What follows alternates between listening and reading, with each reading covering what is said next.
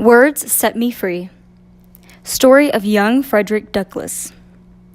Written by Lessa Klein Ransom. Illustrated by James E. Ransom.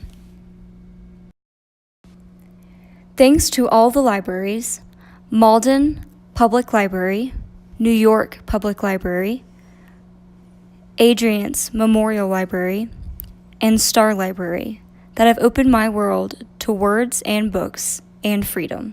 Signed, L.C.R.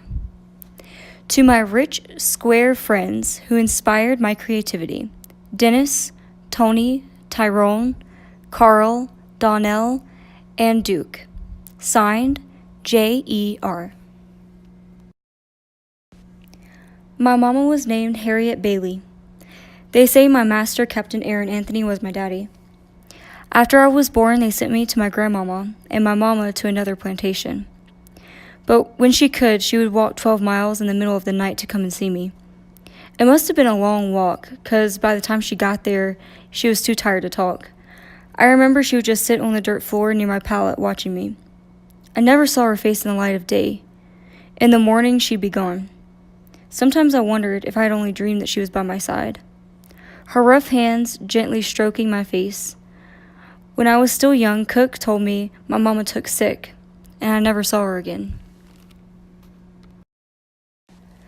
I lived with my grandmama Betsy in her cabin until our master told her to bring me up to the big house on what we called the Great House Farm. Grandmama went back to her cabin, but I stayed behind with the other slave children. I was just 6 years old. Much of the time was my own, as I was not yet old enough to work for the fields. We ate our 2 meals a day out of a trough just like the animals in the barn. We were always hungry, so we shoved down our meals of cornmeal mush with shells and dirty hands. But even the animals were rested in the heat of the afternoon sun, and they were never whipped bloody for being too tired, too sick, or too slow. At 8 years old, my mistress told me I was leaving the plantation to go work for another master, her brother-in-law, in Baltimore. Master rented me out to make extra money. I could not imagine a life beyond my plantation. From my cousin Tom, an older slave on a plantation who had once been to Baltimore, he told me of a city so big and pretty, it seemed like 1,000 of great house farms. On Saturday, when we sailed down the Miles River with all I owned in the world, my first pair of scratchy breeches and a shift, I didn't cry. I was ready to leave Talbot County, Maryland behind. We arrived at Smith's Wharf on Sunday morning. Old Tom never told me that Baltimore looked as if it floated on the sea of waves. At the Elysiana Street home of my new master, Hugh Auld, his wife, Sophia, opened the door and greeted me. Mrs. was small, not much bigger than me, and she had the first friendly white face I had ever seen. It took us a while to get used to each other. She had never owned slaves, and I had never been treated like a paid servant. I was glad no one ever told her that there was a difference between a servant you pay and a slave that you own. During the day, I ran errands for my master. In the evening, Mrs. sat by the fire and read her Bible aloud. Her kindly smile and voice warmed me as I entered the room. I don't know why, but I asked her if she could teach me to read. On that night, she took me directly into her library. She pulled the first book she saw and sat me down next to her. We started with the letter A, and she continued from there. The letters felt strange on my lips. As I read, I remembered hearing of a boy back in the plantation who had his thumb chopped off when he was caught reading. And the letters I was reciting got caught in my throat. I remember my old master's words when he gathered all of us slaves together to announce that anyone caught trying to read will be whipped. And then my mouth was dry. Every day she gave me more letters to learn until I knew I had the whole alphabet and a few words memorized. She promised me that soon I would be able to read the whole Bible on my own. I wanted to read for myself where in the Bible it said one man should be owned by another. But before that could happen, he found out. I couldn't blame her. Mrs. was so proud that she had taught me all of my letters in such a short time that she told her husband so. I thought he was going to whip me right there, but his words hurt worse than any lashing. He should know nothing but to obey his master, to do as he is told to do, he shouted. And my mistress looked away ashamed. If you teach him how to read, there will be no keeping him. It would forever unfit him to be a slave. I may not have known how to read, but I knew if learning made me no longer want to be a slave, then I would secure my freedom one letter at a time. She locked the door to the library and hid away the newspapers. She watched me all the time to make sure I was not putting together any more of those letters that she had taught me. I knew she wished she could take it all back, but it was too late. With a brick and a lump of chalk was first how I practiced my letters. I scratched them along the brick streets, the wooden fences of Baltimore. P looked like a sail on one of those ships. L was a leg with a big foot, and 2 sticks crossed in the middle, that was an X. There was plenty of food in Master Ald's house, food enough to share. I started bringing along some bread in case some of the white children from the neighborhood needed convincing.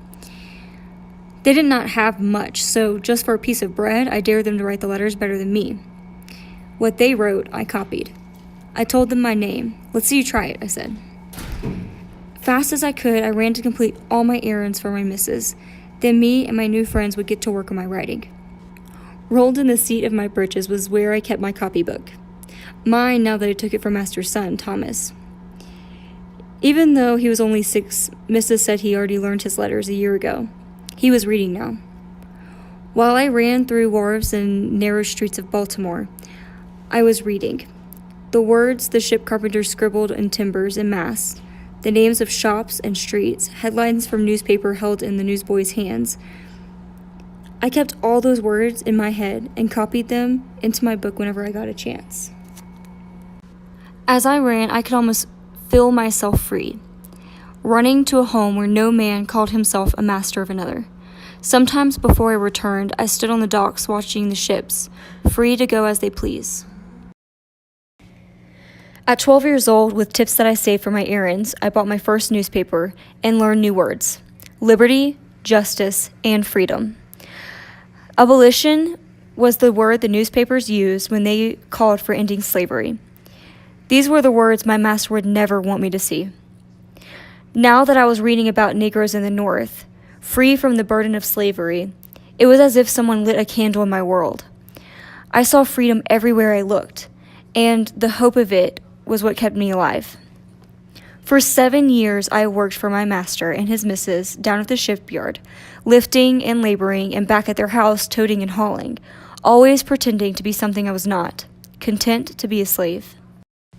When my old master, Captain Anthony, died, I had to return to the great house farm to be divided up with the rest of his property, along with the sheep, the horse, and the swine. Great House Farm remained the same. Hunger, weariness, sadness seeped into the souls of every slave. The boy who returned to his birthplace was not the same one who had left years earlier. That young boy was replaced with a 15-year-old who was free on the inside, but not yet free on the outside. Though my copybooks and newspapers were long gone, words comforted me in the fields as I chopped cotton from sunup to sundown, and words lay down with me at night, when my body ached with pain and hunger. I knew that the words would put an end to my suffering. I just wasn't sure when and how. I was hired to work for Mr. William Freeland. While he was kinder than most, he was still a man who believed it was his divine right to own another human being. Since my return to Talbot County, I became friends with Henry, John, and Handy, and I often spoke of my years in Baltimore. When I first told them I had learned to read, they stopped short and looked around to see if anybody else was nearby. They asked me to teach them. I did. That's how I knew I could trust them. From then on, I would devote my Sundays to teaching these, my loved fellow slaves, how to read. At first, we had school among the trees, me scratching out letters and words in the dirt with a stick. John caught on fast, and he helped me teach the others. They never missed a Sunday. Sometimes they brought others, who then brought others. We had a school before long, but as far as the master knew, we were having church. Sitting on rocks and stumps and tired from the week's work, we sang out the alphabet like we sang out spirituals. Those of us who could read from the Bible. We were doing God's work. During one of our services, I got the idea for how I could run. Someone mentioned they knew where Master kept his paper and quills, and did I think we could use them? At first I said no, we didn't need anything from Master. But then I started thinking. First I approached John, and then 3 others decided to join us in our escape. We would steal a boat from the neighboring Hamilton farm, and make our way in the night on the Chesapeake Bay. From there, we would follow the North Star. Epilogue. 8 years have passed since I sat in the library of Mrs. Auld learning my letters, and 8 years still since Master Auld had issued the warning to his wife. It was the only time in my life when I agreed with my master. I was now unfit to be a slave. Just before Easter, with a fine quill and paper secured by one of the house slaves, I wrote in a firm and steady hand, "This is to certify that I, the undersigned, to have given the bearer, my servant, Frederick Bailey, full liberty to go to Baltimore to spend the Easter holidays. Written with my own hand, B.C. 1835, William Hamilton, near St. Michael's in Talbot County, Maryland." I had always knew that somehow words would set me free, but words on paper were now going to let me walk right out of Talbot County into freedom up north. Author's note. Frederick Bailey did not escape that evening. An informant revealed their plot to the master, and all members in the party were jailed. Before he was taken away, Frederick managed to throw away his pass and instructed his friends to swallow the passes he had written for them, whispering, "Oh, nothing." After a week in prison and fearing he'll be killed if he stayed in the area, he was freed by his master to return to Hugh Auld in Baltimore. 3 years later, on September 3rd, 1838, Frederick, with the help of conductors on the Underground Railroad, successfully escaped to New York, where he changed his name to Frederick Douglass. He eventually moved to New Bradford, Massachusetts with his wife, Anna Murray. Like most slaves, Frederick never knew his actual birth date, but when he was 17 years old, his master estimated it to be 1818 in February. In 1841, he was invited to speak at an anti-slavery society meeting, where he became a lecturer on the abolition of slavery. In 1845, he wrote and published his first book, called Narrative of the Life of Frederick Douglass, an American Slave, which described the evils of slavery, and it immediately became a bestseller. 2 years later, he began an abolitionist newspaper called The North Star.